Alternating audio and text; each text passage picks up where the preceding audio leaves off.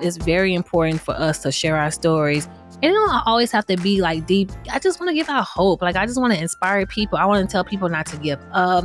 But also I want to show people like, this is what it's about when you bet on yourself. This is what it looks like. And how I know it's my purpose, because despite how tired I am, how heavy it gets, it always feels good. Welcome to the Shaping Freedom podcast, where we dive into conversations that inspire personal growth, transformation, and clarity in challenging times. I'm your host, Lisane Basquiat. Hi, friends. Really quick before you listen to this episode, if you haven't already, please make sure to go to YouTube and subscribe to our Shaping Freedom YouTube channel.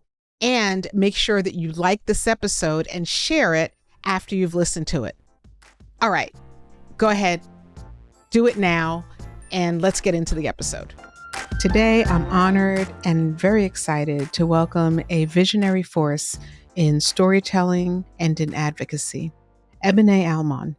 I recently had the absolute pleasure of being interviewed by Eboné, and 10 minutes in, I knew that I couldn't wait to share another conversation with her for you, the Shaping Freedom community. Eboné is the creator and host of the Professional Homegirl podcast, a transformative platform that amplifies the voices of women of color. Through anonymous interviews, she delves into powerful narratives of resilience, healing, and triumph, providing a space where women can see themselves reflected and heard and seen. In 2016, a pivotal moment inspired Eboné to create a space where women could share their stories without the fear of judgment. Her dedication to creating safe spaces for authentic storytelling has made her a beloved figure in the podcasting world. Her work has been featured in Essence, Glamour, and Forbes, highlighting her commitment to empowering women through shared experiences. My experience of being interviewed by Eboné was one that had a profound impact on me. I felt like I was sitting in a living room chatting with a longtime friend.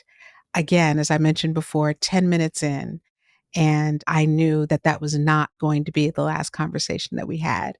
And so here is the next one. So please join me in welcoming the very inspiring Eboné Almon to the show.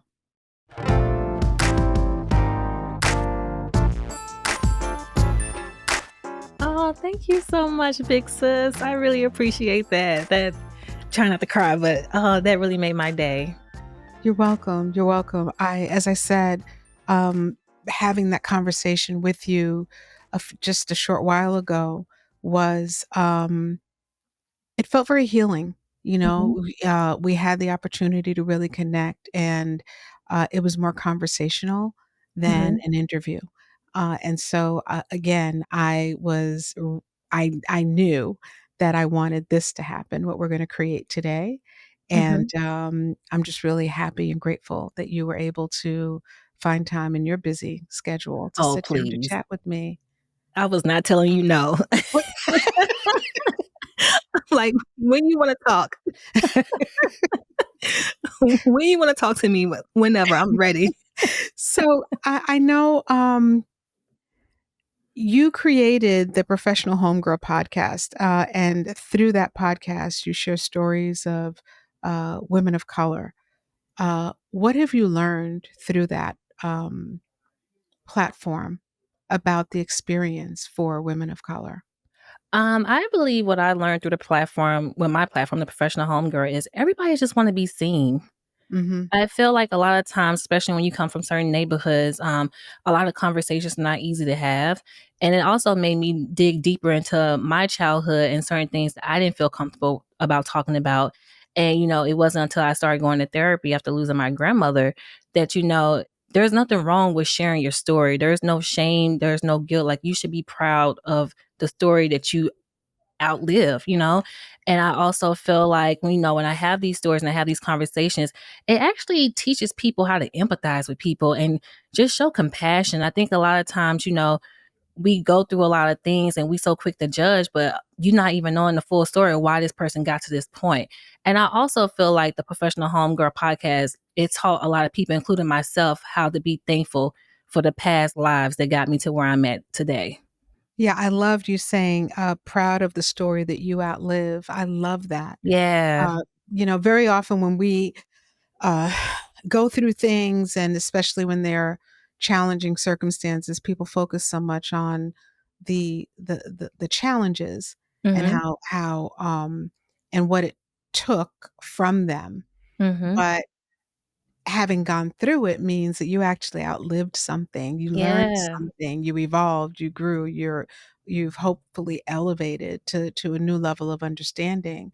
Mhm. So I think the fact that those women are willing to then, or for those women that you've spoken with, that they're willing to sit down and share that with other women, with you, through you, with other women is kind of what the conversation is really about. Yeah, I agree. And I always tell my guests and also my listeners, like, you just never know how your storyline can be somebody else's lifeline.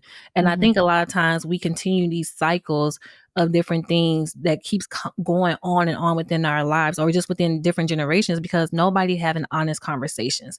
And I Mhm. think that's the beauty of my platform where you get to hear and also experience different versions of Black womanhood.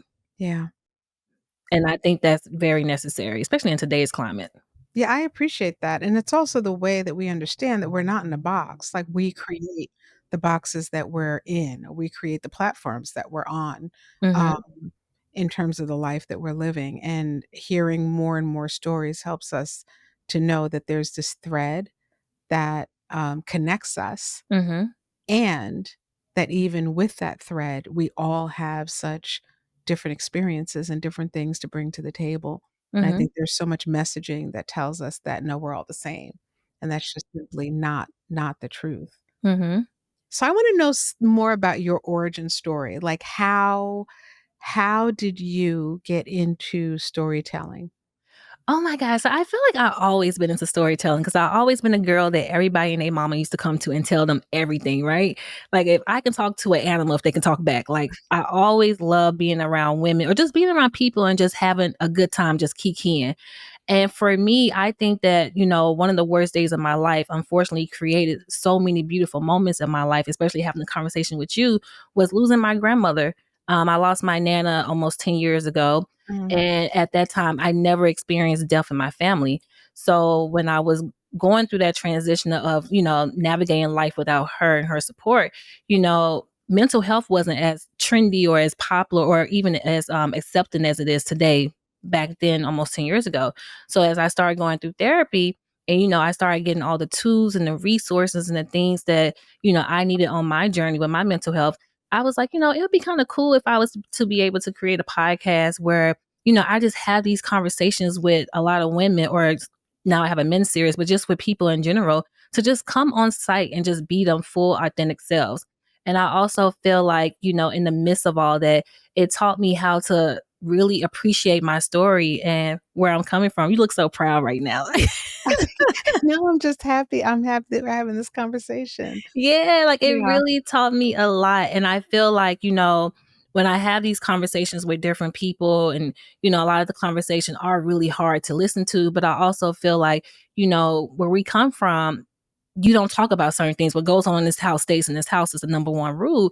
And I just feel like at a certain point, like I just want to dispel that narrative and I just want people to be free. And I Yeah. think by doing this podcast and having my business, like if it saved my life and I know it's saving other people's lives, like I just imagine the type of conversations and the type of growth that we can have within our communities if we just have these honest conversations. Yeah, I absolutely agree, and I'm sorry you lost your grandmother. I Yeah, have, me too. my granddaughter, Emma, and, sometimes I think about that. It's Yeah. like a random thought every once in a while where I'm like, "Oh, wow, please, like, let me be with her for as long as I can. Let me help her and be Yeah. for as long as I can," Yeah, so I really thought my grandmother was like, I don't know, I just never thought that she would die. Like I thought she was gonna be be here forever. So, losing her was just such a oh my God, it was such a pivotal moment in my life, especially not even touching 30 and just like having to like really come to terms with her not being here, but then also rebuilding my relationship with God because I was very angry with him. very Mm, angry. So I think that like I said, losing her was unfortunately one of the worst days of my life, but it created so many amazing, beautiful moments for me to share not only her legacy, but the one I'm building for myself. mm. How do you hold space? Because you're hearing these stories that I would imagine are sometimes not easy to hear Mhm. because people are, bearing their souls and really sharing probably the best parts of their lives and maybe, the not so great parts of their lives. How do you how do you hold space for that level of vulnerability? You know, the stories I have on the show, majority of the time, it really don't bother me. I think the only stories that really bother me are the ones that's triggering to my childhood. So Mm, if I'm having a conversation with somebody and obviously the topic is about things that they endured in their childhood, that's when it becomes difficult for me because I had a very traumatic and challenging childhood. So that's something that I try to like not stay away from because I do believe those conversations are necessary, but I do have to like prep myself. I have to pray. I have to have my friends and my loved ones pray for me just to make sure that I'm able to, hold space for this person and also make sure that I carry their story out the same as if I would do for anybody else without triggering myself. yeah, yeah. How do you take care of yourself? Well, since you asked, I wanna hear. I'm in a space now where I really like just being to myself and just either reading a book. I like to be in quietness because I feel like a lot of times I'm not in a quiet space because I'm either always talking, I'm always listening to something in my ear, whether it's a conversation, socializing. Like I really, truly love being to myself right now. So whatever that looks like, whether it's sleeping, whether it's going for longer walks, or sometimes whether it's just not doing nothing and just looking into space. Like I just really like to just, spend time with myself and talk to myself in a way where, how does this feel, Ebony? Does this make you good? Or where do you see yourself going? Like how I would do with you or a close friend or whatever the case may be. Like I want to do that with myself. So I feel like I'm in a season of just like really fostering and securing that relationship with myself. Yeah, I always, say that and kind of my story, a pivotal moment for me was when I recognized that I, wasn't really taking care of myself, Right. and so I love hearing that you are attuned to Mm-hmm. and pouring into the relationship that you're in with yourself because Yeah. it's not easy. No, Yeah, it's not. it's not easy to I'm an introvert playing the role of an extrovert. I Mm. love to be by myself, I truly do, Yeah. and I check in with myself, and I can just cozy up and be fine, absolutely fine. Me Uh, too. really, and that's kind of the balance for me or the way that I harmonize the amount of energy that I put out and the number of people that I interact with on any given day. Mm-hmm. When you feel off course, which we all do at some Mm-hmm. time or another. What do you do? Like, do you have like a routine or a ritual that helps you to get back to Ebony? So I cry. I love that. And then I swing at the air. Good. And then I just have a moment with myself. Like, I definitely sacrifice a lot to be in a good space, in a good relationship with God. So, with that being said, like, I really have like honest conversations with Him. And then I just honor how I feel. Like, I let my emotions go through its process. And then I try to go back to, like, okay, Ebony, like, now that you have released, now what do you need to feel like yourself again? Mm, So whether it is either, spending time with friends, because I do feel like I also don't want to isolate myself because sometimes I do need to be around love. And I feel like, being that I don't really have the idea of a family, like a mother and a father and things of that nature, I had to create my family. So when I do feel like I'm depleted or I feel like my energy is very low and I'm not doing enough for myself, I have to call on my loved ones and lean on them. So I'm definitely very fortunate to have people in my life that are understanding and also patient with me to want to be around me and to pour back into me when I really need it. yeah, and I love that you recognize the importance of releasing. Yeah. It kinda ties back to what you were saying earlier about some of the stories that you hear about people who and many of us were raised with this idea that what happens in the house stays in the house and it's Right. private, right? And on some level, maybe, you know, Mhm. um, but on most of the levels, holding that kind of thing in, whatever it is, Mhm. or allowing yourself to walk this planet without releasing Yeah. creates emotional and mental constipation. It's Yeah. so hard Mm. to be able to step freely into your life, into any part of your life or any relationship when you are holding so many things in. So the fact Exactly. that you recognize and have the emotional and mental wisdom to know, just release it. However, whatever Mhm. the way is. And then once you release, you kind of brought back to center. Exactly. Because if I can't be real with myself, how can I be real with anybody else? And please say it again for the people in the back, because Right. seriously, yeah, if Right. Like, that's so important to me. Like, I have to be honest with myself regardless of how it makes me feel. yeah, I think you do. And I think that, you're right. There are so many people who, we get upset when we, kind of the general hypothetical, we get upset when people are dishonest with us. But very often, Mhm. all you're seeing is the relationship that that person is in with themselves. Mhm. Because if you are not telling the truth to yourself, it's really hard, if not impossible, to be completely 100% authentic with another person. And Mhm. that's one of the things that I recognize and see in you. And one of the things that brought that smile to my face earlier, and when we were talking a few weeks ago, is that you're an authentic person, and it's clear that you're doing your work and that you're paying attention to what's happening inside of here so that you can truly stand for and hold space for other people. And that's admirable. I won't Thank say I'm you. proud, because I always see I think pride is kind of a funny thing. I can say I'm happy for you, Mhm. right? But it's like, who am I to be proud of you? I feel Yeah. happy for you. And I think that's a beautiful way to walk this planet. Thank you, thank you. I'm glad the work is showing because I pay a lot of money to my therapist, so so that's good to know, but it feels good when other people are seeing the amount of work that you put in because Yeah. I think that before my grandmother passed away, I was nowhere near where I'm at today, and I think that by having to face, a lot of difficult things that I endured in my childhood, and also, just forgiving myself for even allowing myself to even believe that it was my fault, or whatever the case may be, but just like, I put a lot of blood, sweat, and tears into becoming who I always envisioned. And Mm, that really means a lot when I have people like yourself and other people saying, like, you have good energy. Like, I can tell, like, you really put the work in. absolutely.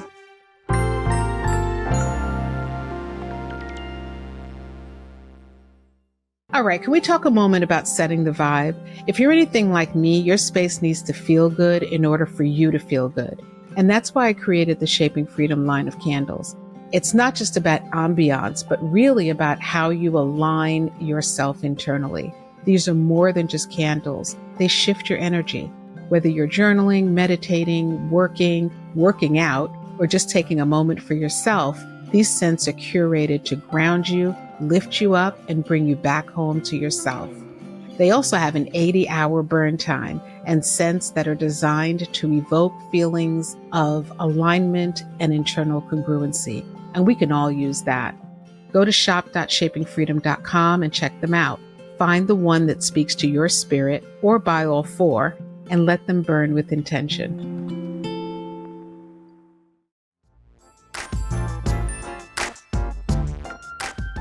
What are three things that you've learned in the 9 years since you started podcasting and storytelling?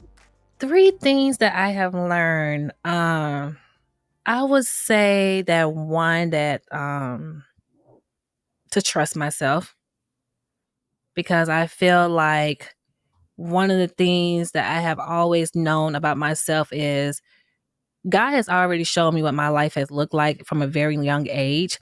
But I believe that because of my environment, society, and just life within itself, and also not knowing what my relationship with God would look like, I feel like that kind of deterred me away from who I really was and knowing what I Mhm. was capable of doing. And I feel like in the first time in a very long time, I feel at home with myself. Oh, wow. I love that. Yeah, like, it took me a long time to get there, so I would definitely say that I trust myself so much more, and, like, I feel like anything that I want, I can achieve it. Like if I can see it, it's already done. I just got to get in alignment with that, you know? I would think the second thing that I learned is to, what's another thing that I learned? I've been learning a lot of stuff lately. The second thing that I learned, is that regardless of the person, especially if it's someone that hurt me, they can still teach me things, especially when it comes to compassion. Mm. And I learned that from my father, which I shared with you. I told you that my father and I are in the process of getting to know each other. And one of the things that he is teaching me is compassion. And I would have never thought in a million years that I would learn that from him. Yeah. And then last but not least, I would say that the last thing that I learned is, I don't know, I feel like I'm just super fly. Like I'm just super proud of myself. You should be. You are fly. Fly as heck. Yeah. Like I just feel like sometimes we're just so hard on ourselves because we always feel like we should be a lot further than where we at. And sometimes I have my moments and I'm like, wow, like God, I see what you're doing, God. Like I'm here with you. Yeah. I think also back to sometimes, and it's interesting, I had a conversation earlier today with someone and we were talking about perfectionism and how, and I didn't say this during that particular conversation, but one of the thoughts I had afterwards was that if you don't give yourself a moment and acknowledge what you've done and everything that you had to do to get to where you are, it's like you're cheating yourself. It's a way of betraying yourself. Right. Because we hold on to, very often people hold on to the negative things that happen in their lives. They clutch Hmm. on to that. They hold it like a purse and, walk around with it under their arms. This bad thing happened to me, or this person hurt me, or whatever the challenge is. And then we're afraid to hold on to the joy and Mm. to embrace the beautiful things about life because they're there Right. too.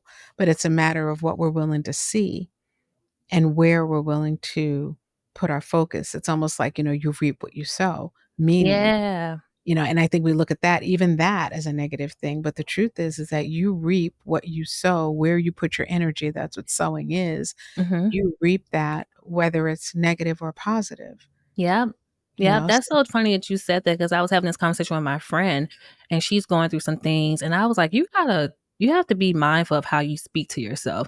And I mhm. think in the past, I used to always call myself a victim. I didn't have no family. I like all types of things.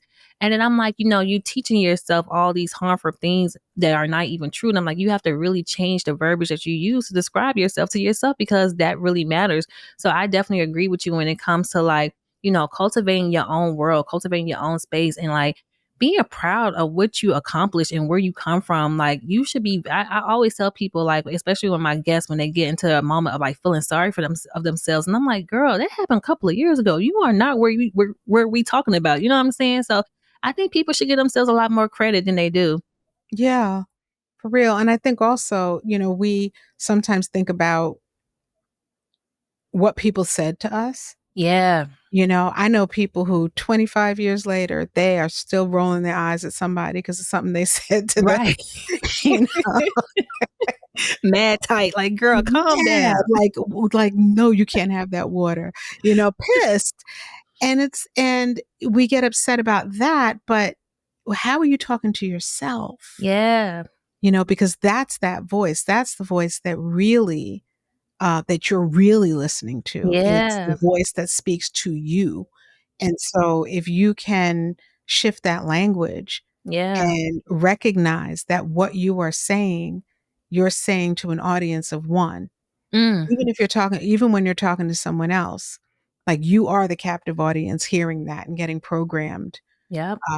getting those words programmed into your soul and your spirit. And so Mm. really, um, owe it to ourselves to watch what it is that we're saying to Yeah. ourselves, how we're treating ourselves, Yeah, absolutely. That's why how we refer to ourselves. mhm, I take care of myself. I love it. I'm so happy to hear that. Yes, I always think I deserve a treat. So Yeah, me too. Sometimes it's, a little too many treats, but me too. I'll leave that alone. I'll leave that And my alone. treats be expensive, so I can only imagine what your treats look like. It depends on the day, Eboné. It depends on the day. What role do you believe storytelling plays in breaking generational cycles and reshaping the emotional culture of our families and communities? Oh my god, I just think it plays a huge role. Like, I even think about my own storytelling when it comes to my life and just like, not having an idea where I come from. And then when I reconnected with my father and hearing things from his family, and I'm like, wow, I see why I'm like this, or I see why I'm Mhm. like that. And that's why I always encourage people to share your stories. Like, you just never know what can come from it. And I also think that we need to normalize certain conversations because unfortunately, a lot of messed up things that goes on behind closed doors. And I think that's the reason why the stigma when it comes to certain conversations or topics, the rate is so high because we're not having these conversations. We all got that one uncle, we all got that mom, we all had that dad. You know what I'm saying? Like, I just think that we need to really at this day and age have those conversations so when the next generation come, like they can be prepared. And Mhm. I think we are getting better as generations and as time go by, but I also think that, we still shouldn't be tiptoeing around certain topics. Yeah. What makes you think we're getting better? Because I feel like, and maybe it's the space that I'm creating with my brand, but I just feel like, the conversations don't seem as heavy. Mm. Like, I feel like but I also do believe in, putting the medicine in the candy because Mhm. I do understand the severity of certain topics, but I also feel like when I'm having these conversations, like, it just don't feel like how it would feel if I was younger. Like, I Yeah. feel like when I was younger, back in the day, like, it was either a hush hush or a whisper, things of that nature, and I feel like now, especially with social media, everything is just so, like, in your face. Yeah. And I feel like when I read the comments section, you have some that may be triggered, but then you have others that's like, oh my God, I thought I was the only one. And this happened to me. And they keep going. Then somebody else comments. So I feel like we are in a space where people want to share their stories. Like people want to feel seen and people want to have a voice. Yeah. Yeah, the conversations are definitely more on the table. I know as a kid, as a child, my parents had gone through divorce and there were all kinds of things going on. Right. And nobody ever talked about it Mm-hmm. at all. It was all kind of kept, um, it was all kept inside. And I don't even think for most of the people that I knew that there wasn't a table set to Mm-hmm. be able to process those conversations Right. at all. Like you kept it to yourself, and that was a sign of strength. And so it does feel good to see people like you who are creating space for people to actually share what's going on and put it on the table. Because as a kid, my I was first generation. My father was Haitian. My mother was Puerto Rican. My mother had some there were mental health issues going on. Mm-hmm. There was divorce going on.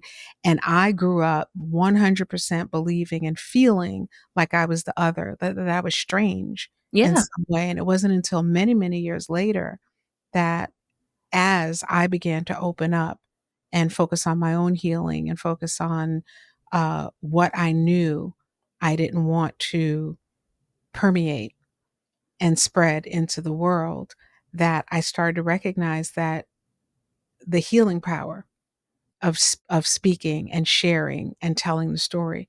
And you don't have to tell it to every single person, but you got to find something, Yeah. some way to get it out because inside your brain, it's just going to be bouncing, Yeah, bouncing. no, seriously, and I Yeah. think that's what I was experienced because, one night I I was in my apartment and I woke up to the smell of smoke and I Mm, looked across the street and I saw this house across the street on fire. And next thing you know, I'm like having a panic attack because I didn't realize that because of how trauma worked, my mind had blocked out a lot of things that I experienced yeah. when I was a kid. So I had a memory of being a young girl in the house and my mom was using substance and our apartment was almost on fire. And I Mm, completely blocked that out. So that was another reason why I was like, I need to go to therapy on top of losing my grandmother. And I mhm, say all that to say that, a lot of times when people look at us or look at other people, they don't understand the things that we endure or been through until we start sharing our story. And then when I start telling people like, oh, when I was a young girl, not only was it traumatic and challenging, but I was also physically abused growing up. And mhm, then I don't look like my story, but when I told people that, especially with creating this platform, it was very healing for myself because now I can give people hope of what it looks like to come out from the other end of what trauma could do to you. yeah. So I definitely agree with you. It's very important for us to share our stories it don't always have to be like deep, but just I'm just really big on like, and maybe this is because this is what I needed when I was growing up, but I'm just really big on just being a physical manifestation of what hope looks like for someone, you know? You are. Oh, thank you, sis. Thank you. You are. You are. And so are you. Yeah. Thank you. Thank you. So yeah. What kind of conversations are you looking to open the door to moving forward? Well, that's funny that you said that because I am gearing up for season 3. Mhm. And, I always look at the professional homegirl, just my overall business, as a pink print. What's a pink print? So like a blueprint. Like, okay, I like that. But pink is my favorite color. So Okay, okay, I love that. Okay. thank you. So one of my favorite lyrics from Jay-Z is Hove did that so you don't have to go through that. Mm. So that's what I think of the professional homegirl as a pink print through the different journeys of Black womanhood. And one of the stories that I am working on for season 3, I actually just got the blessing from the family.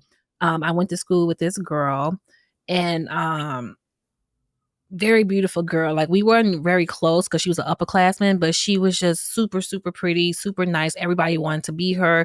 Everybody wanted to be her friend. And make a long story short, she was killed a couple of years ago, and the case has been unsolved. Mm. And when I was talking to her sister, her sister was like, at first they didn't know if they wanted to like share her story and like, because obviously there's some other factors that plays into this her story, whatever. And I was just like, I said, if I can just have your blessing, I said, I think we need to share her story because there's so many women out there, especially unfortunately when they are no longer here, they get forgotten about. Yeah. And when we talk about legacy, like that's what's important to me. Like, how can we use her story to not only continue her legacy, but also to help other people? So I Mhm. think for season 3, I really want to like have like I feel like I'm always having deep conversations, but I don't know. I feel like I really want to just be in my neighborhood and like really touch on topics that like, and I had so many topics. So sometimes I'm like, oh wow, God, like what else can I talk about? But I just really want to touch on conversations where people can really just take away from it and really be able to use it as their moral compass on their Mm. journey. And I feel like with this particular story, like especially being from Memphis, Tennessee, like Memphis is not no easy place to survive. It can be very hard at times for the most part. And I don't know, I just think about all the Black and brown girls and boys that's from Memphis, and me being from Memphis, and like not a lot of people can be able to say they on the call with Lisane Mm. Basquiat. So I just want to I just want to give out hope. Like I just want to inspire people. I want to tell people not to give up. But also I want to show people like this is what it's about when you bet on yourself. This is what it looks like. Oh, wow. I love that. Yeah. What did you what was your vision for your adult life when you were younger, if you had one? Oh What my did you wanna God. do? What were you good at? I was good at math. I love math. I always been a girly girl, so I always love like makeup and hair and things of that nature. Surprisingly, I wanted to be a mortician because I never wanted to be a makeup artist, and I love scary movies. So I'm like, I can handle making people look pretty if they're no longer here, you know? And I don't know, but I always knew that I wanted to be an entrepreneur as well because when I used to come to Mhm. New York and visit my grandma and I used to see the people on the street hustling, I'm like, oh, what is that? And my grandma was like, that's another form of entrepreneurship. And I'm like, oh, okay. Like I thought that was so cool just to see people on the street selling things on the trains and stuff. So I always knew that I was going to be in the lane of creating something. I just feel like I didn't know that it would be me talking and having conversations with people and then using that to incorporate into coloring books and things of that nature. But I always knew that I never wanted to work for anybody. Like I wanted to do what I wanted to do, and I knew I wanted to do it at a very young age.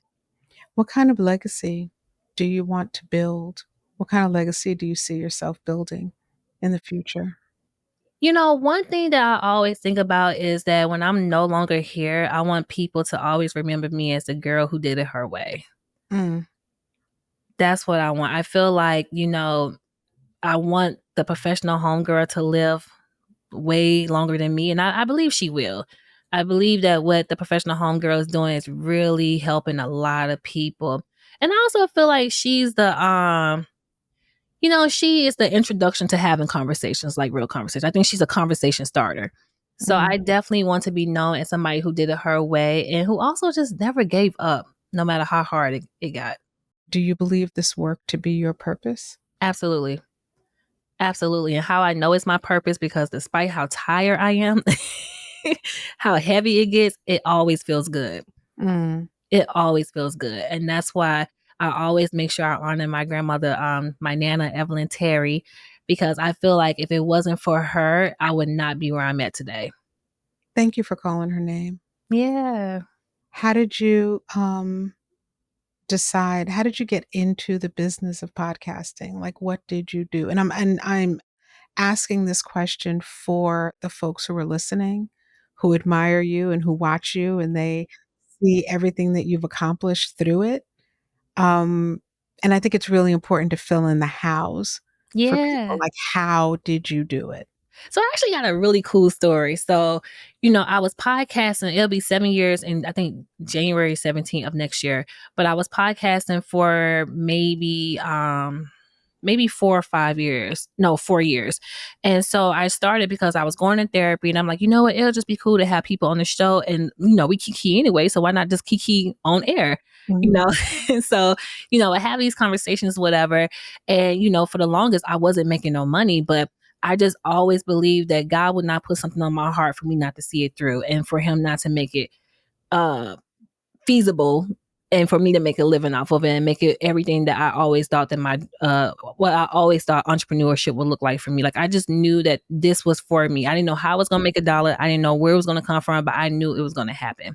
Mm. And so when I was podcasting, whatever, I remember the day, I think I'm maybe in like year 3, maybe year 2, year 3.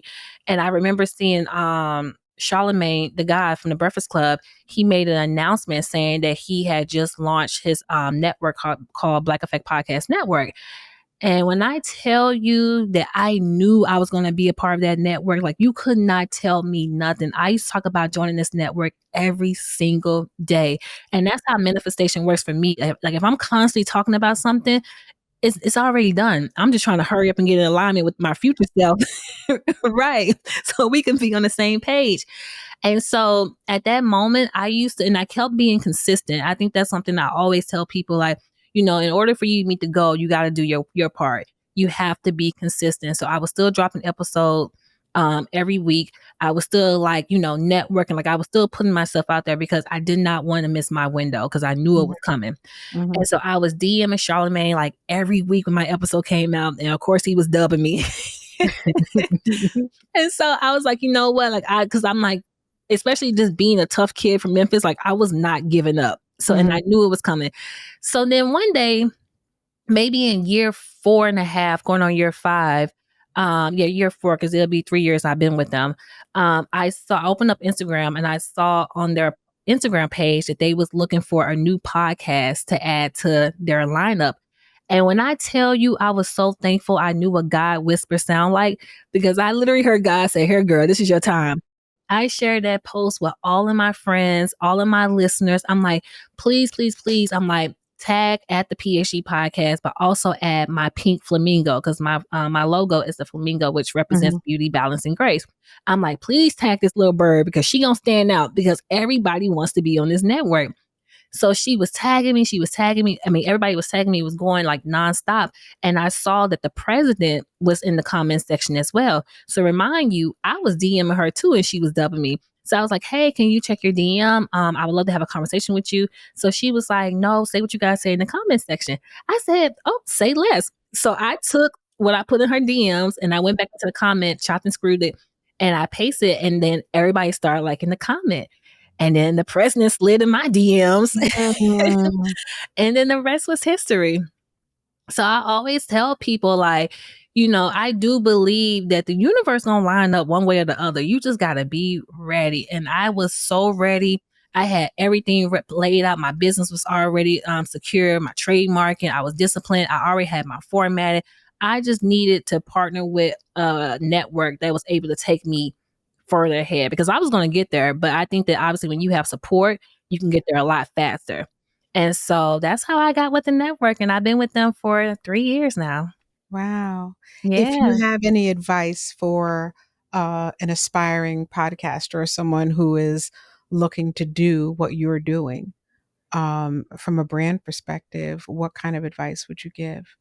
I would just say, just be yourself. Like, I know that sounds so cliche, but I think a lot of times, especially in the space where, podcasting is like the new media outlet, Mhm. I think that a lot of times people get so caught up in the bigger personalities. But like, I have a little name for myself, but I'm not no international name as of yet. But I also think the reason why I was able to go as far as I'm going is because I am myself. Like, Yeah. I don't have to change my voice. I don't have to act a certain way. Like, I show up, what you see is what you get. So Yeah. I always tell people to just show up as yourself and just be real, because people know when you're faking it.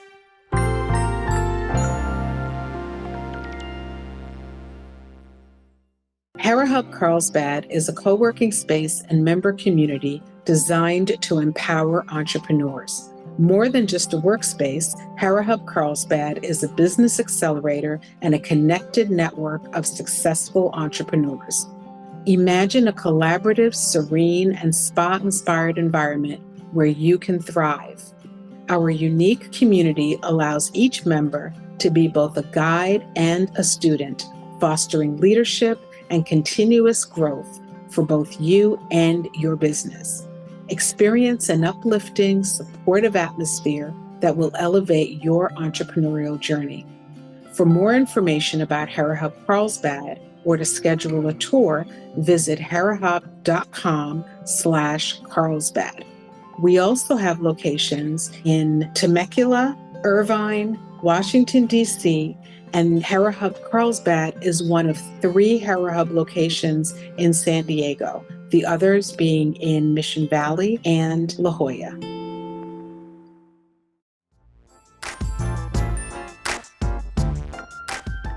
I mean, what I got out of your story is, one, listen. When you hit where you hear that download, listen to it. Yeah. And also, you can't achieve what you're not willing to see.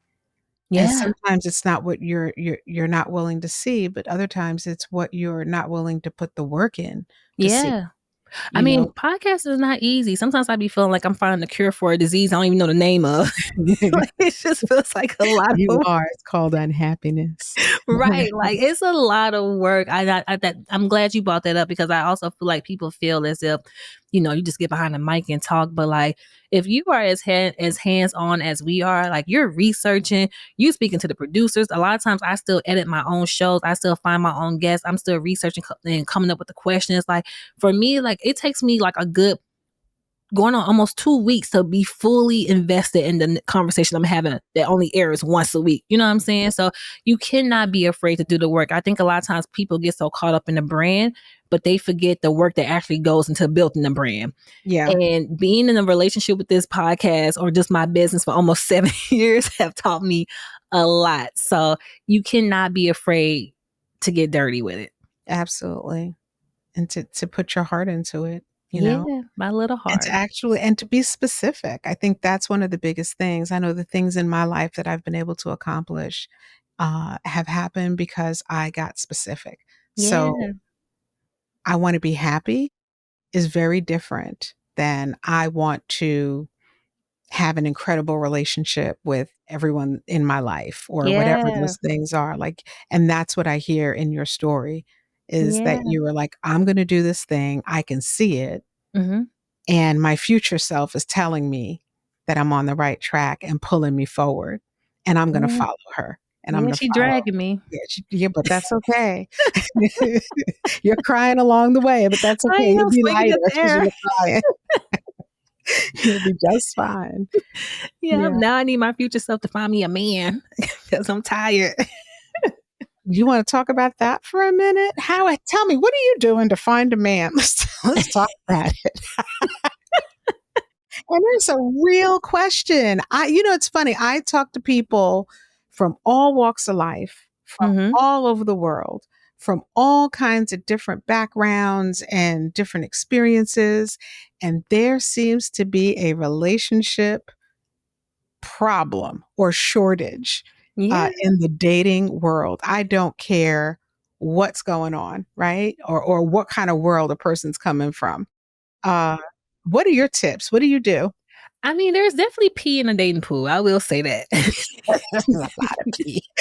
Maybe a little poop too. You know what? If I'm being honest, you know, all of my friends are either married, they got kids, they got relationships, things of that nature. And in the beginning, you know, it was definitely challenging for me because I always been that girl who wanted to be a boss. Like I just always wanted to chase after my professional goals and like, you know, accomplish what success means to me. Mhm. However, I do feel like there were times where I kind of resented that part of me because I felt like I sacrificed so much that sometimes I feel like, damn, like, did I miss my chance of like being in love? Exactly, you know, but sometimes you have those moments because I don't know, that's just how things make you feel, you know? But Yeah. I think now, and then also with that being said, that amongst those sacrifices I share with you, you know, I was celibate for 4 years because, you know, I had to have a real coming to Jesus as a woman and be like, come on now, like you gotta do something because I'm struggling down here. So I'm like, what I gotta do to let you know I'm being serious because Mhm. it was getting to a point where I don't think I'm gonna make it. Like I really Mhm. did not want to be here because I'm just like, it was so hard, especially when you don't have the support of family, you know? So I think also with just being celibate for 4.5 years, you know, now that I'm in a space where I am outside and I'm dating and I'm doing my thing, you know, I can't settle for certain things because I didn't came too far. Yeah. So, you know, I tried the app. The app is ghetto. I'm not gonna say I have never looked at an app. It's ghetto. And who are those people? They can't be real. But I think they are. I think they are. Okay, I'm gonna tell you. The other day, I'm looking, and I had some girlfriends were just like looking, and it was more just for like the entertainment of it all, Right. right? And there was this one guy, and he first of all he took a photo in the bathroom, right? Which is like, why? Why do you Right. do that? Why? Don't do that. Get away from the bathroom mirror. That's Right. stupid. Don't do that. Set the phone, do something else. So the guy does that. And he obviously was not the most athletic person in the world, right? At all. At all. And he says, I need somebody who works out. And so I'm like, that, and I'm like, girlfriends, that's stupid. And then he had Ebony like 4 bottles of prescriptions on the counter. So, so What yeah, is that attractive? Like, why would you think I'd like, be attracted to why? that? Like, just think a little bit. Like, what are you doing? Like, what exactly are you doing? Like, do you realize the interview that you are showing up for? And he's Right. like, work out. Clearly he didn't, which is his business. It's all good. The issue was that he was looking for someone that worked out when he wasn't willing to do the work himself. That's one. Two Exactly. was like we all have whatever medications, like that's fine. It was just the fact that it was like, let me show you my sloppy behind life, And right? see, And no. that goes back to what you were talking about the dating pool. And Yeah. what that said to me, while it was entertaining for sure, one of the things that it said to me is we can't look at the poop pool Hmm. and then be pissed off because you're not finding the thing that you're looking for. Like we have Hmm. to show up in the places where we know we're going to meet that person, Hmm. or our chances are higher of meeting that person that is going to resonate with us. Yeah. So if you go to an apple field and you're looking for an orange, you can't get pissed off because the apple isn't willing to become an orange for you. Yeah. Yeah. And maybe there are less oranges, but it is expensive to go through apple after apple after apple after apple, Hmm. knowing it's an apple with maybe a different name, a different face, different clothes, different job, but it's really still the same apple when you want an orange. And what that means is that maybe um, there are less dates. Hmm. Maybe it takes a little bit longer, but you Hmm. only need one. Yeah. Yeah. But you know what though, big sis? I also think we need to bring back shame. I think people are too Because, sir, What do you mean? What does that look like? because why do you think that I'm going to be attracted to you in the bathroom with medication on the table? Like, no, we need to bring back shame. Like, you need to be ashamed of yourself. Like, I I want have to tell you, I was like, I should connect just to like give him a couple of tips. exactly. Like, bro, remove that. The photo with the dead fish, we don't want that. We're That's not what I'm interested. saying. What are you doing? That's what I'm saying. But people are too comfortable. People are too comfortable. I miss the days when people were ashamed to do things. When they hid, and then it Right. came out later. I say, put it all out there.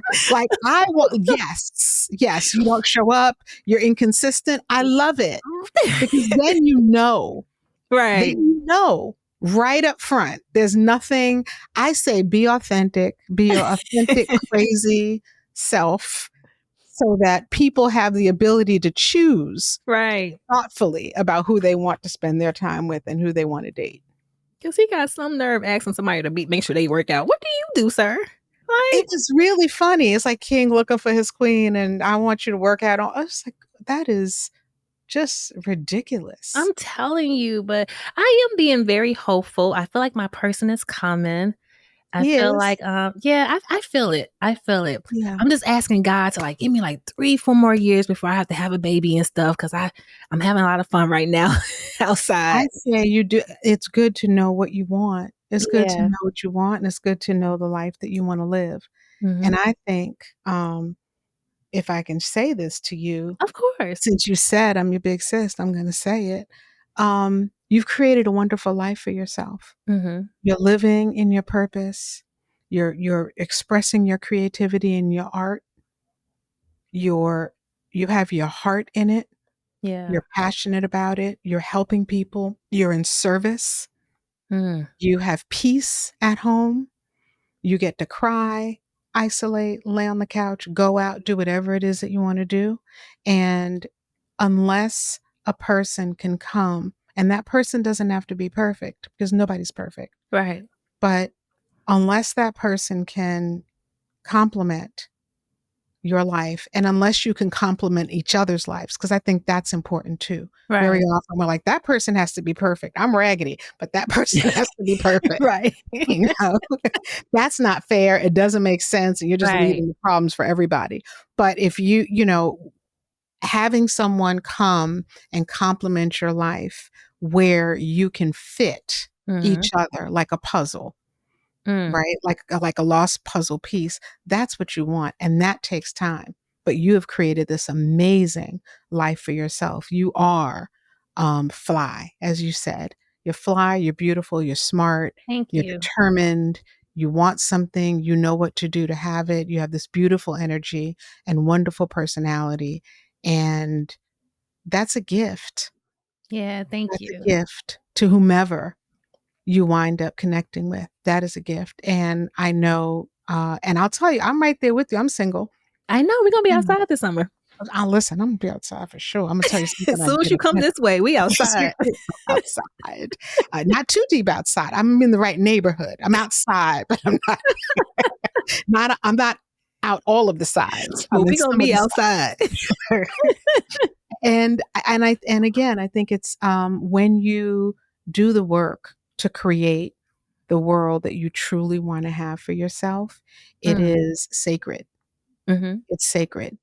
And sometimes, we get lonely. I'm telling you, there are times where I'm like, come on, God, really?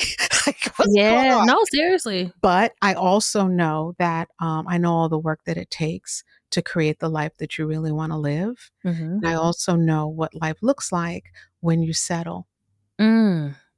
and when you allow yourself to be kind of put through the ringer for a couple of years just because Mm. you were ready to kind of cut your 4 year or whatever the thing is.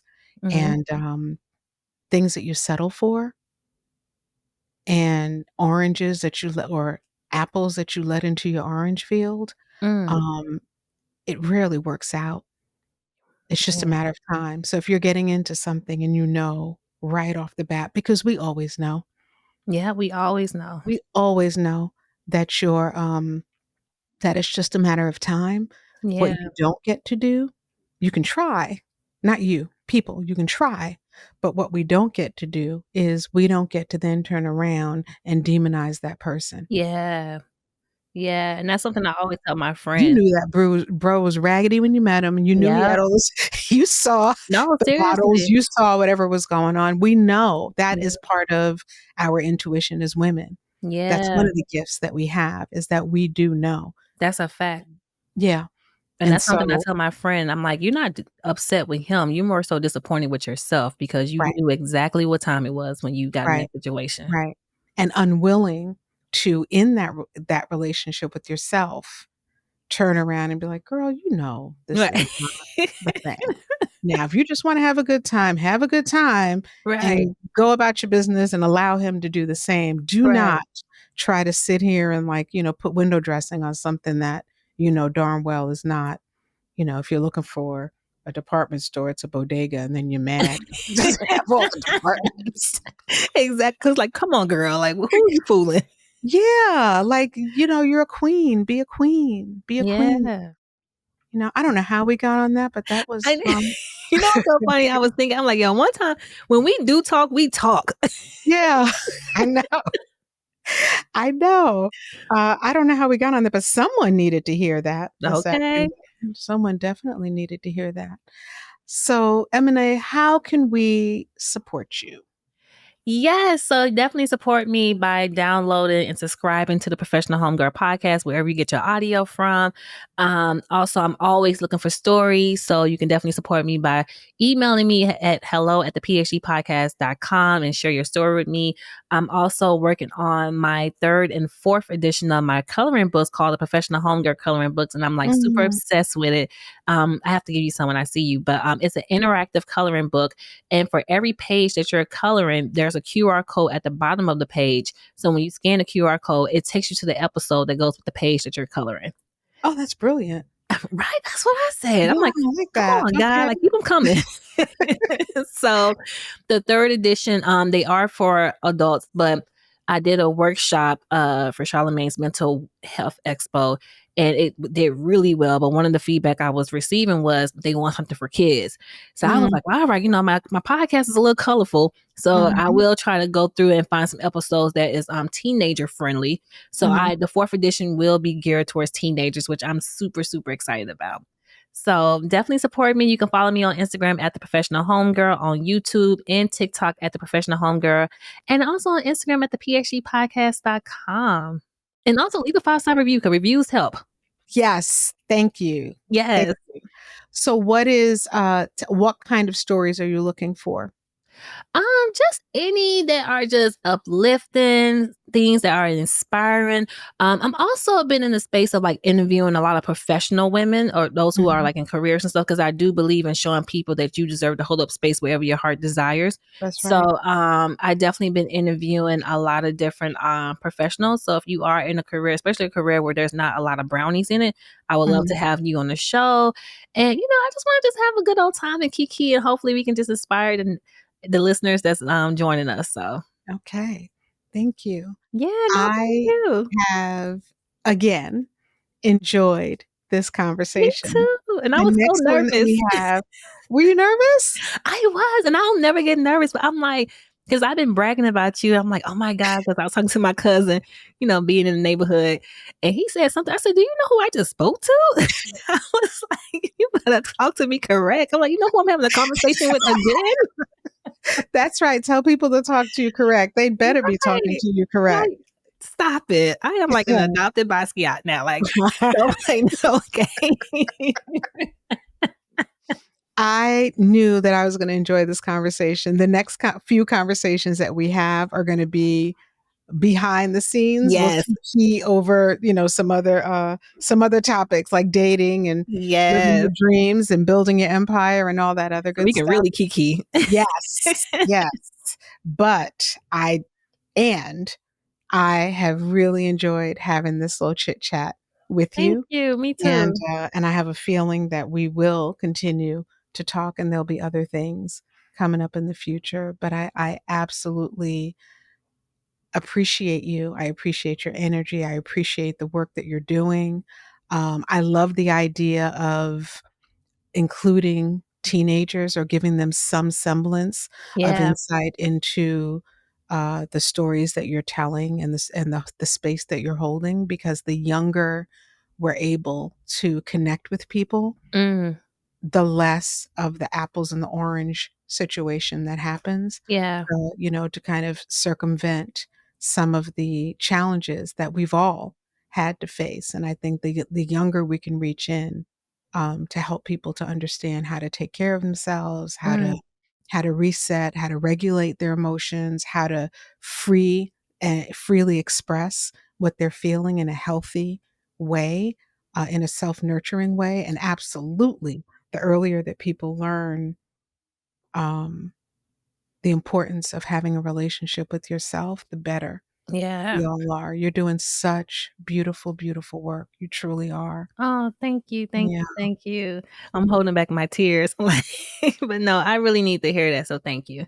you're I really welcome. appreciate you, and also just the growing of our relationship, like, I feel like you are someone that I have always seen from afar, so just to be able to be, not physically up close and personal with you, but just to share this space with you, it really Mhm, means a lot, and then also, it gives me hope to what I would like to become as mhm. I continue to grow older and grow my business and things of that nature. So I really appreciate everything that you're doing, and I'm super excited that we are connected.